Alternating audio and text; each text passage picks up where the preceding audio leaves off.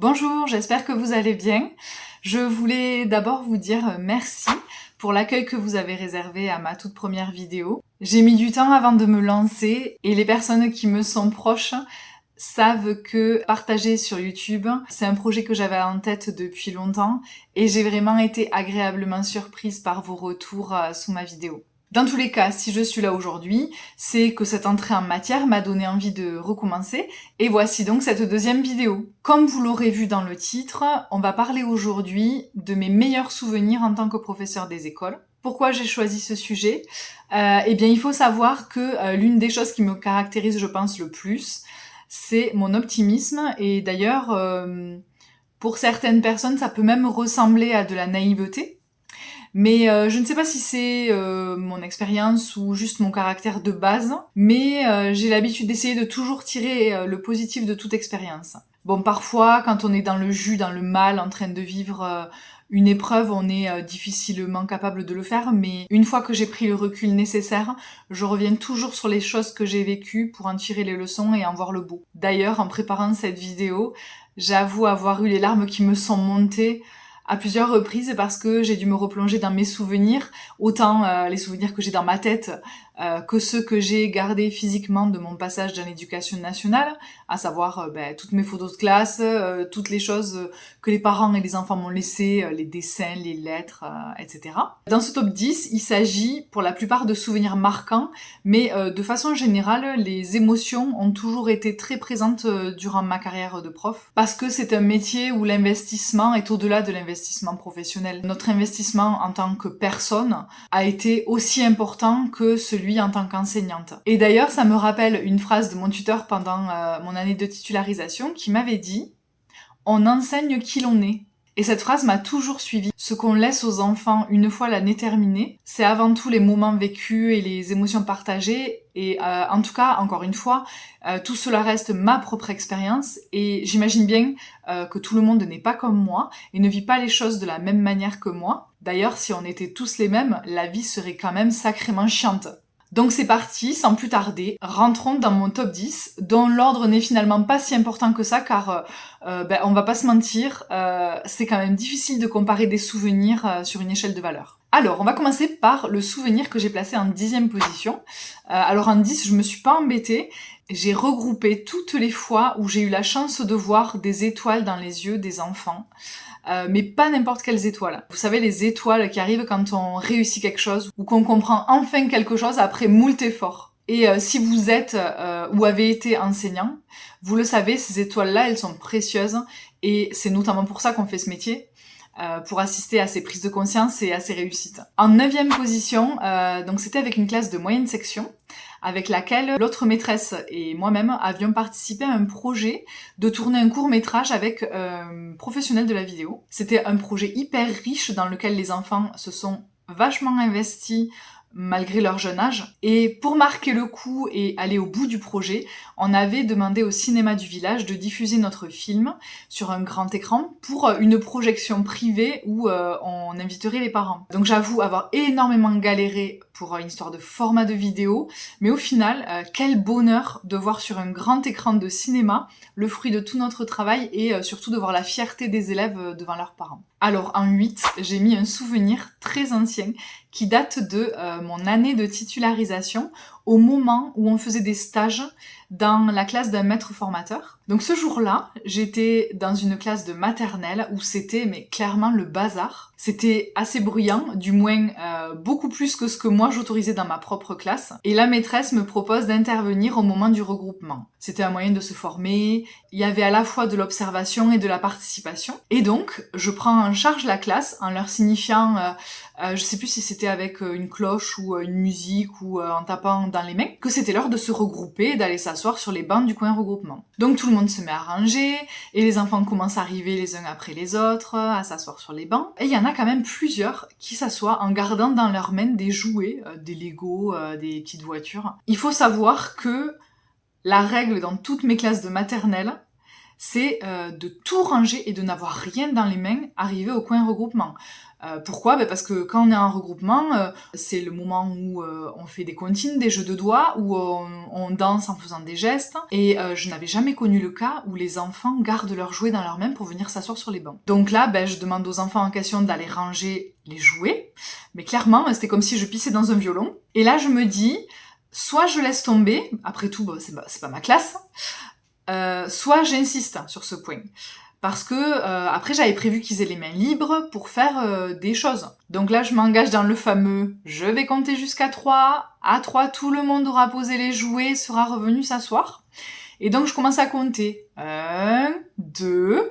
Alors à 2, j'avais un peu compris ce qui se passait. Car tous les enfants qui avaient des jouets regardaient un petit garçon qui avait lui-même tout un tas de jouets sur les genoux et qui avait l'air d'être un peu le leader du « j'amène des jouets au coin regroupement ». À 2, il y avait toujours personne qui s'était levé. La maîtresse, elle me regardait en mode « qu'est-ce qu'elle fait ?» La Tsem était dans le même état, mais je voyais qu'elle me soutenait quand même. Et moi, je faisais des gouttes parce que j'allais arriver jusqu'à 3 et que clairement, j'avais pas de plan B. Alors à ce moment-là, je regarde le leader et mon seul espoir, c'est qu'il se lève avant que j'ai fini de prononcer 3. Et donc là, tout s'est passé au ralenti. Ma bouche a commencé à former le 3. Le leader a craqué. Il s'est levé, les autres ont suivi. Et à 3, tous les enfants étaient assis sur le banc, les mains libres. Pour moi, ça a été une telle fierté et surtout, faut pas se mentir, un énorme soulagement. Et ça m'a donné beaucoup de confiance pour la suite.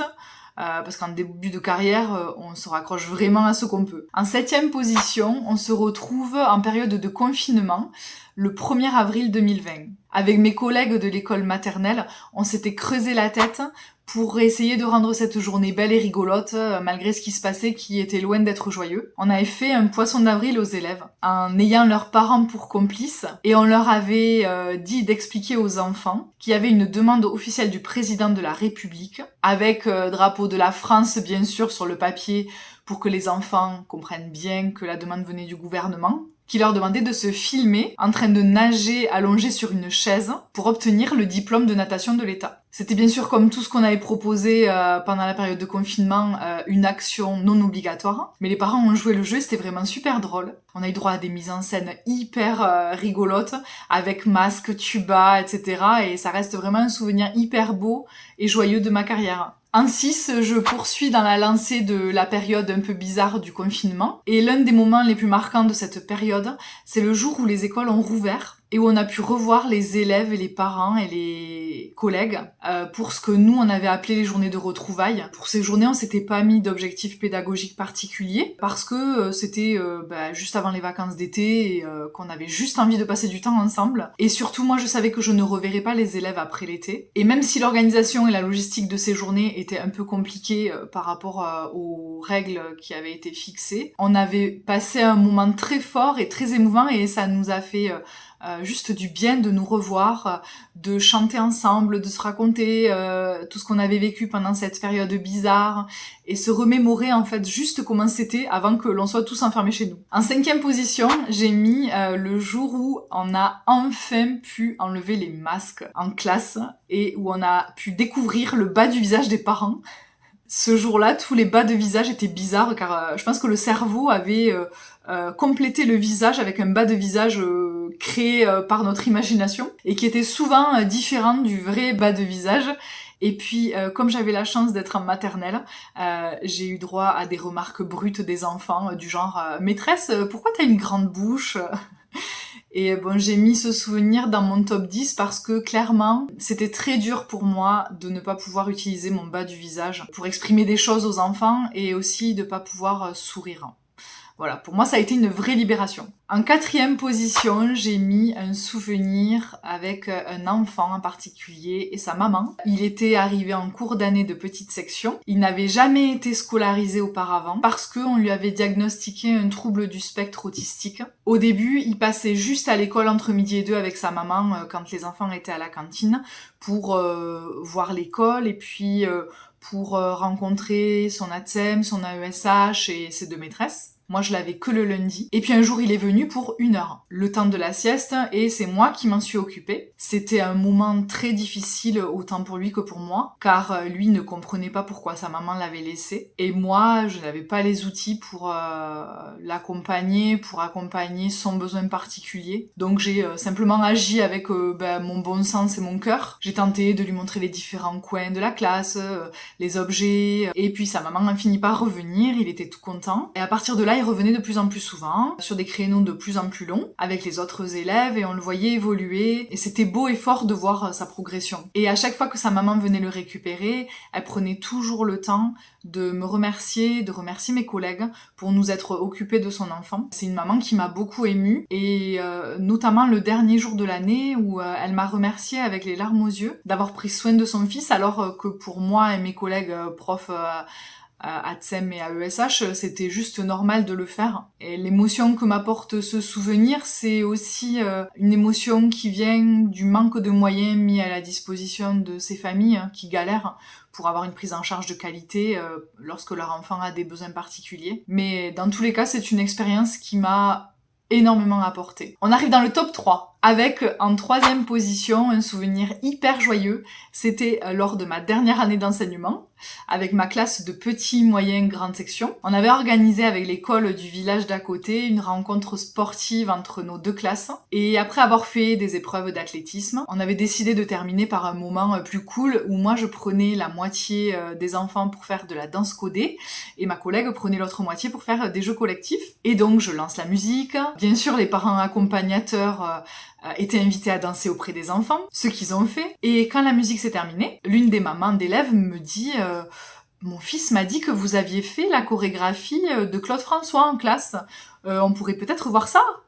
Elle avait raison. Quelques jours auparavant, en guise d'échauffement et parce qu'on avait parlé d'Alexandrie en classe, j'avais décidé de faire un échauffement musical sur cette musique en totale improvisation de la choré. On avait bien rigolé, surtout la Tsem qui se demandait où je voulais en venir. Mais sauf que quand on fait une choré sur Claude François devant une classe de 28 enfants de moins de 6 ans et une ATSEM habituée à mes improvisations intempestives, ça n'a rien à voir avec le fait de mener une séance de danse codée devant autant d'élèves, accompagné de 5 ou 6 parents, dont certains que je ne connaissais pas d'ailleurs. Mais j'ai accepté de le faire, et ça reste un de mes plus beaux souvenirs, parce que, encore une fois, les parents d'élèves ont toujours été d'une gentillesse extrême avec moi. Bon, après, il faut dire que les parents un peu chiants que j'ai eus, je les ai vite oubliés, parce que c'était pas forcément le souvenir que je voulais garder de mon passage auprès de leurs enfants. En 2e position, on retrouve un souvenir avec une classe de CM1 que j'ai suivie pendant 1 année, à raison de 1 vendredi par mois. Mes souvenirs avec mes classes d'élémentaire sont moins nombreux parce que clairement, la maternelle, ça a constitué à peu près 90-95% de mon expérience. Et j'avais profité du fait que pour une fois, j'avais des élèves plus grands pour qu'on corresponde avec une classe tibétaine que j'avais rencontrée lors d'un voyage. Et on échangeait beaucoup avec l'enseignante. Elle m'avait autorisé à montrer des images de sa classe et de ses élèves. Et donc j'avais expliqué à mes élèves l'histoire compliquée de ces enfants, et notamment le fait qu'ils étaient loin de leur famille et que l'école était un peu aussi comme leur maison et leurs camarades un peu comme leur famille. Et je me souviens qu'un élève avait levé le doigt et avait dit à ses camarades qu'il fallait être heureux et conscient de la chance qu'on avait en France d'avoir tout ce qu'on avait. Et les autres enfants avaient approuvé, et il y avait eu plein de remarques dans ce sens. Il y avait eu une discussion qui s'était ouverte à ce sujet. Et ces échanges m'avaient beaucoup touchée. Aujourd'hui, j'ai aucune idée de ce que les enfants ont retenu et ont gardé de tout ça, mais je me dis que j'ai peut-être permis de mettre une petite pierre à l'édifice dans leur façon de voir les choses aujourd'hui, et ça me rend fière. Et on arrive au souvenir numéro 1, celui que j'ai choisi de mettre en haut du podium. Je l'ai mis en number 1 parce que ce souvenir, il est venu clôturer ma carrière de professeur des écoles. Il date de mon tout dernier jour en tant que prof des écoles. Comme tous les matins, on a fait l'accueil des élèves avec ma collègue Atsem, et une fois que les portes de l'école se sont fermées, on a fait comme d'habitude, on a installé les enfants sur des activités libres, on a checké les cartables, les cahiers de liaison, et à ce moment-là, tous les parents sont revenus dans la classe, se sont placés tout autour en ronde autour de la classe. Pendant ce temps, les enfants étaient au milieu, ils continuaient à jouer comme si de rien n'était. Et une maman d'élève a pris la parole au nom de tous pour remercier mon ATSEM et moi de cette année scolaire en faisant un discours hyper émouvant. Tout le monde pleurait, nous, eux. Ils ont notamment souligné la connivence que l'on avait avec mon ATSEM et la tristesse qu'ils ressentaient à l'idée que l'année se termine. Et après ce jour, ça m'est souvent arrivé de verser ma petite larme en repensant à ce moment parce que pour moi, c'était vraiment exceptionnel. Et je pense qu'on vit ça qu'une seule fois dans sa vie. Et à l'occasion de ce moment, ils m'ont notamment offert un bijou. Donc, ce petit collier avec la fleur de cerisier. Et c'est un bijou que j'enlève jamais, que je garde toujours sur moi parce que il me rappellera pour toujours ce moment-là, quoi. Voilà, c'est sur ce beau souvenir que je vais vous laisser. Encore une fois, merci pour votre écoute. Et n'hésitez pas, surtout, à commenter cette vidéo si vous aussi, vous avez envie de partager vos beaux souvenirs de carrière de professeur des écoles ou d'ailleurs vos beaux souvenirs de carrière tout court. Je serai super contente de vous lire. Après, bien entendu, cela ne veut pas dire que tout est beau, tout est rose, et j'aurai sûrement l'occasion de revenir sur des souvenirs plus sombres, notamment celui dont je parle à demi-mot dans ma première vidéo. Mais je trouve ça constructif de poser son attention sur le positif, car le positif attire toujours le positif. Et je vous laisse sur cette idée, en vous souhaitant plein de belles choses. Prenez soin de vous et à bientôt pour une prochaine vidéo.